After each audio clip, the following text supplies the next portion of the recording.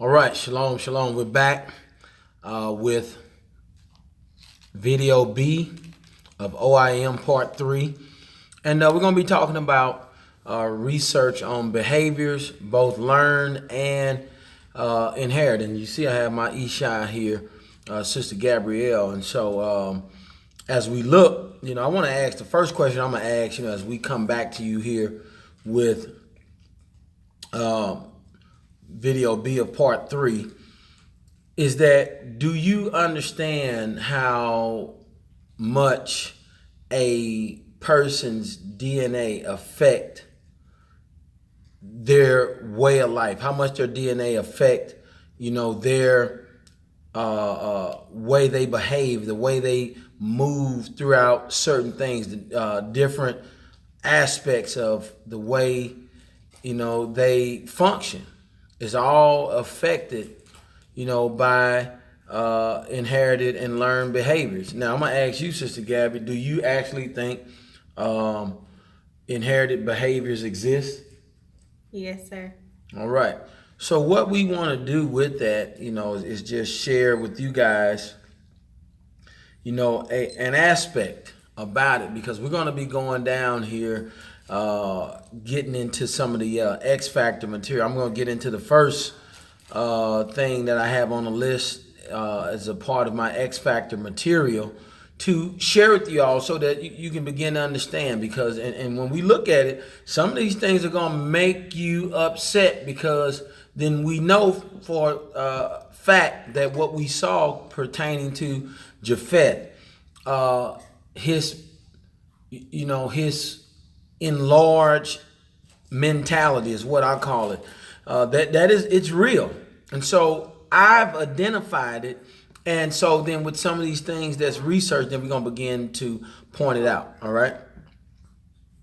All right. So here's Sister Gabby, and what she's going to do is bring some interesting findings on genetics and inheriting things from the father's characteristics. And so what we were talking about, first of all, we were talking about where it says in Deuteronomy chapter 7, where the father says, don't give your daughters to the sons of those who he was desiring to have destroyed, and the Jebusites and the Hittites and the Hivites and so on and so on. And he also said, don't give your sons to their daughters. All right, so not your daughters to their sons and the sons to the daughters. It's a lot deeper than just not intermingling or marrying, because that's not the thing. We talked about this morning with our sons, where the father wasn't talking about don't marry other nations, period. What he was talking about was don't have your sons turned over to a unequally yoked state of living with someone and cohabitating with someone who's not going to convert to what you are, and it's not going to allow you to serve the Most High the way that he desires. And so he didn't want your heart being drawn away. All right. And so with that being said, it's a little more deeper than just what we're talking about. So what is it that is it about, inheriting a trait or behavior, from the mother or the father? What is some things that you found with that? Oh, yes, sir. Well, what I end up finding in studying about the genome or genomics, biology in general, when the egg is fertilized by the male sperm, there are two sets of DNA that are possibly inherited. Our sons inherit only the Y chromosome from their father, and the daughter does not inherit that. What she inherits from her father is actually the 23 chromosomes that she inherits from both her father and her mother. The daughters, however, when they are conceived, they inherit the mitochondrial DNA of the mother and right there, the mitochondrial DNA of the mother, and then the sons inherit the mitochondrial DNA of the mother as well. But the daughters, per se, don't inherit the Y chromosome from the father. They only inherit the mitochondrial DNA from the mother. The good thing about the inheritance of both mother and father's DNA is the father's DNA will always be dominant over the mother's DNA. The mother is has the recessive genes, and the father has the dominant genes. And so when you look at the scripture, you can see how from the very beginning that the role and the order of both the male and the female being designed is even genetically all the way down to our genes. And it's like that for a reason. The characteristic of the father is more dominant for a reason, because the mother's DNA is automatically inherited in both children, whether it be a male or a female child. They both get their mother's DNA.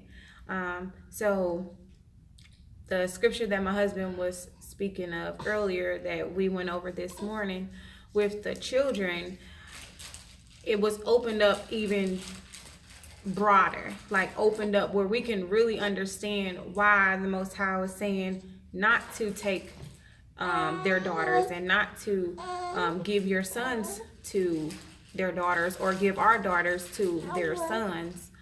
And this can open up a whole nother video, but I just wanted to bring that out because of the DNA that's passed on from the mother to both children. If she is connected to a foreign god, or connected to abominations, this is where she comes from. She's inheriting that not only from her mother, but she's inheriting that from her father, because of the dominant genes that will be expressed through her, and vice versa with the dominant genes that will express from the father to the son. So with the Y chromosome that's inherited from the son, with this study that my husband's doing on the oppressor, you can see that the Y chromosome is expressed through the characteristics of the child. If you see the nature of the Gentile nations, how they have responded to us physically, if you look at it genetically, they respond that way because of what was inherited from their father. That is the dominance that you're seeing through that father's gene that's going to continue to be passed down from son to son to son to son, and even daughter. My husband and I were talking about what our children kind of inherited. For me as a mom, and it may look like that my gene is dominant, but when we actually looked at it, it's not my gene at all. It's actually the gene from my father that I inherited from him, that is also inherited from my son. So my genes are recessive as a woman, but as my husband and then my father, my children are inheriting those dominant genes from both my husband and from my father. So that really opened up the understanding on the scriptures, right, from a physical standpoint. And then what it also brought out was the importance on why we have to be regenerated spiritually.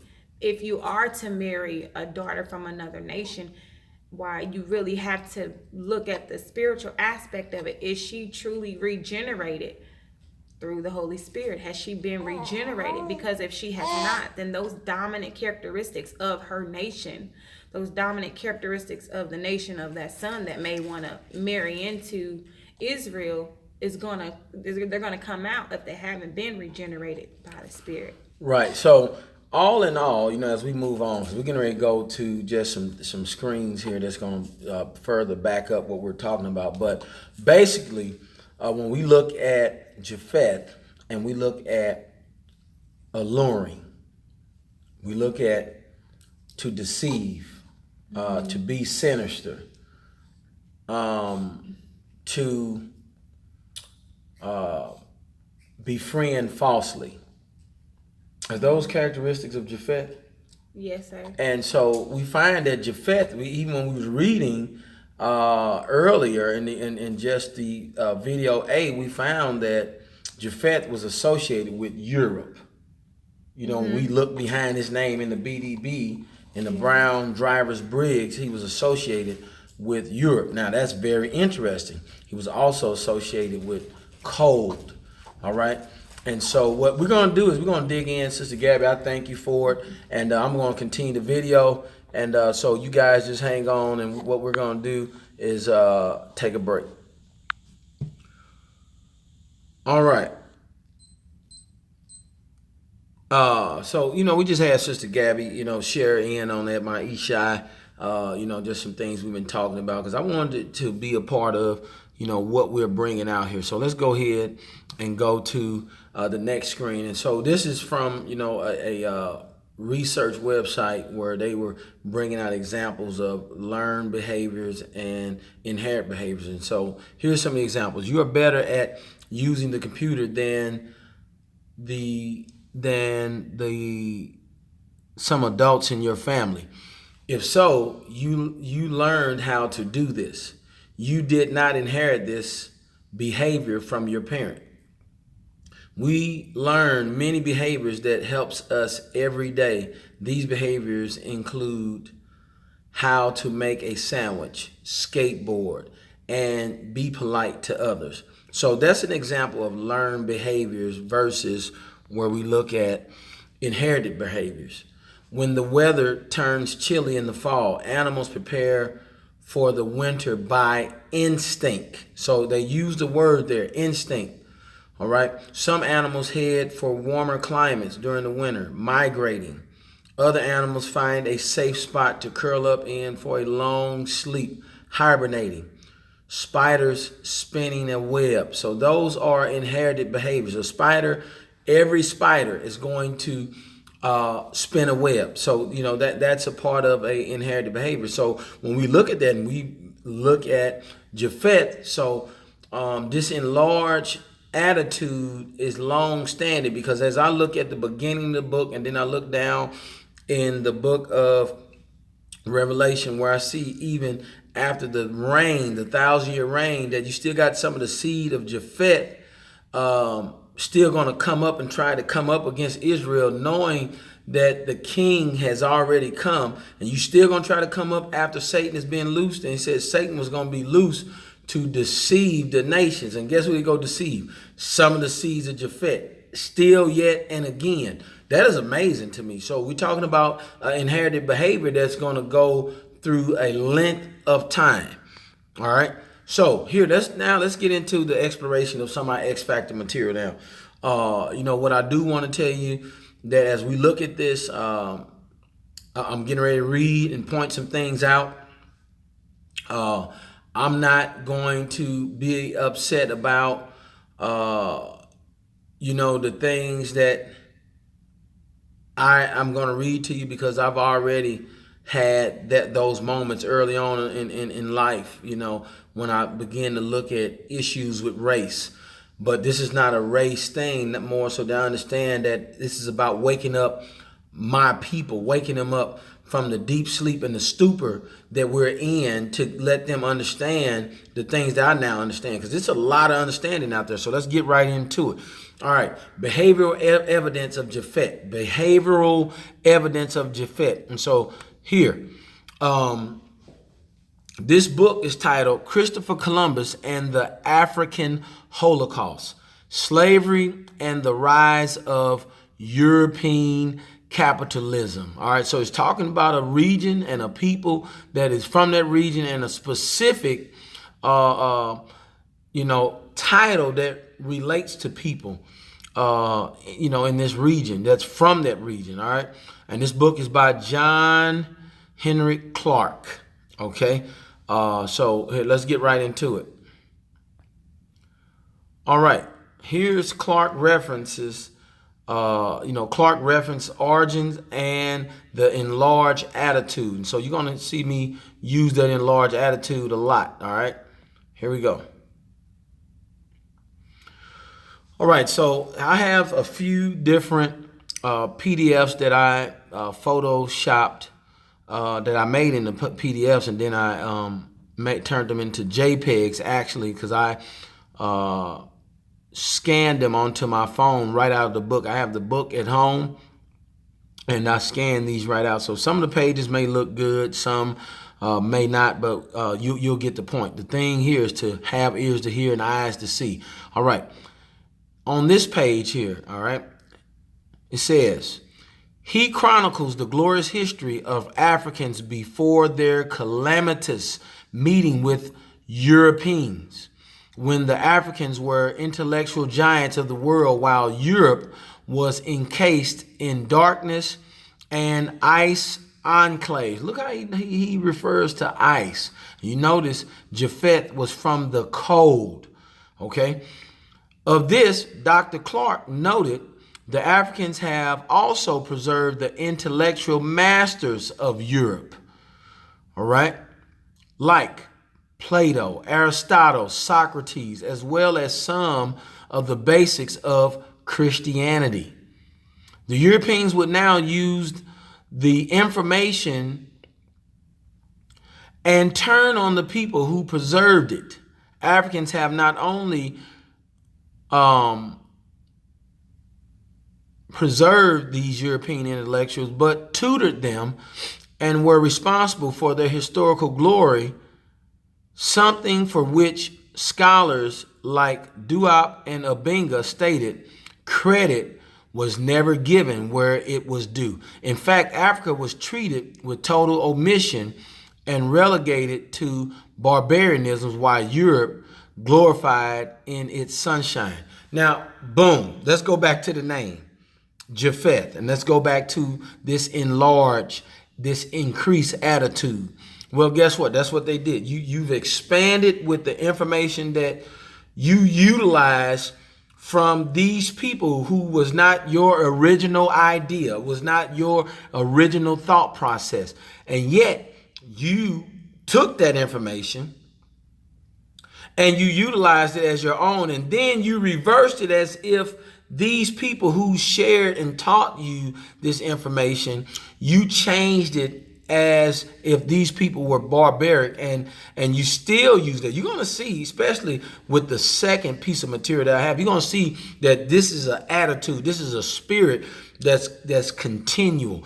It's alive today.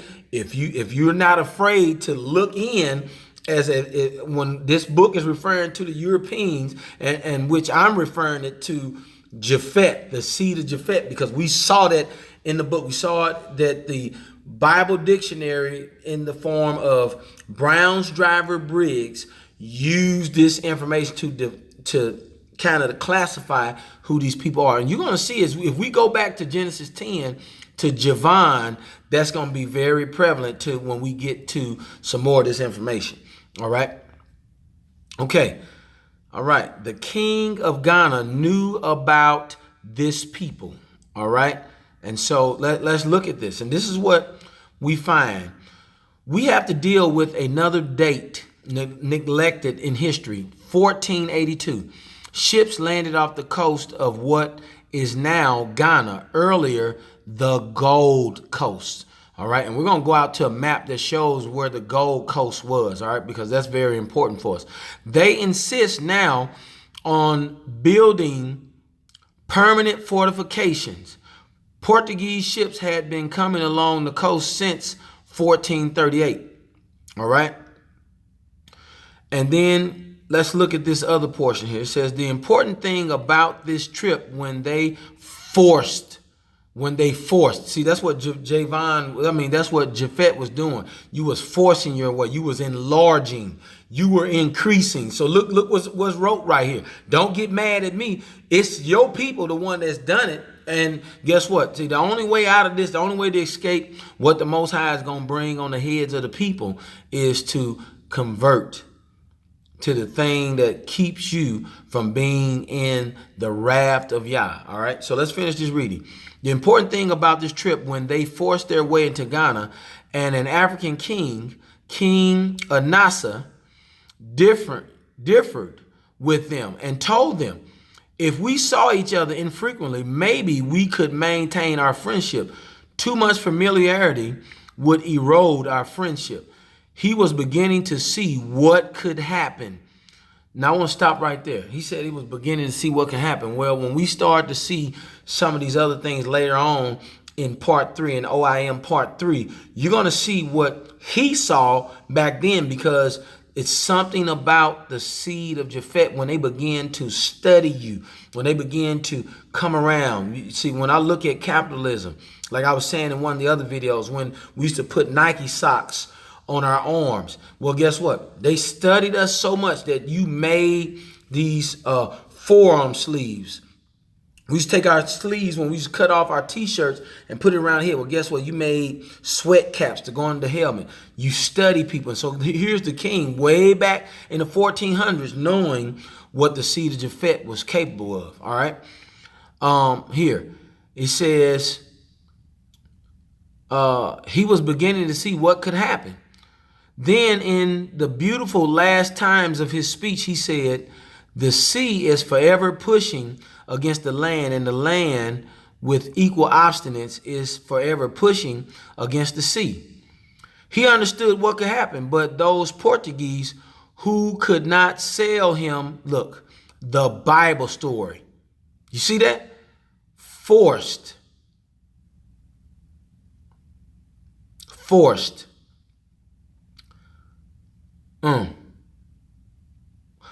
that gun story on him. They forced their way in, and they built the Elmina Castle, and first of the great slave forts along the coast of Ghana.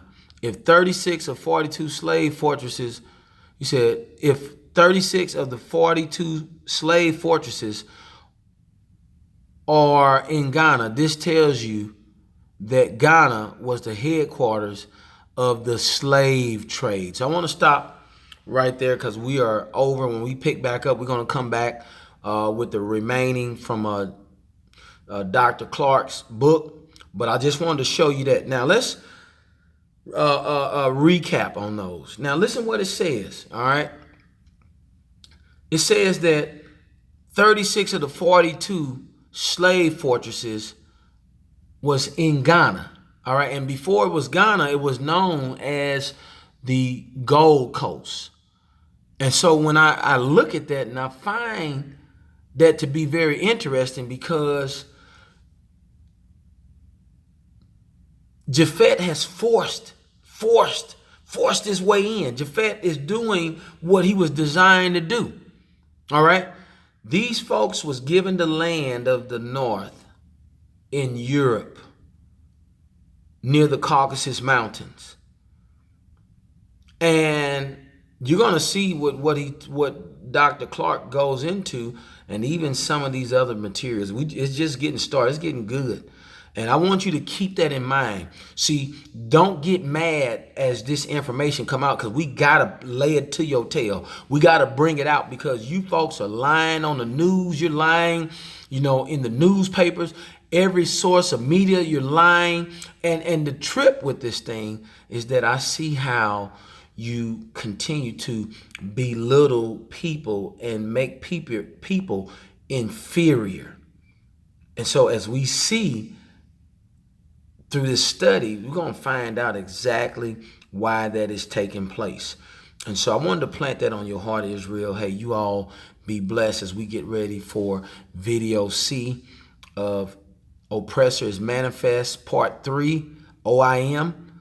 All right, I want to make sure that you guys keep following. I have already started the playlist on Straitway KC on YouTube called Oppressor Is Manifest. All of these videos will be in that playlist so that you all are able to share it. Hey, let's begin to tear down this lie. Hey, I thank you all for coming in. Bless you much. And shalom, shalom until the next video.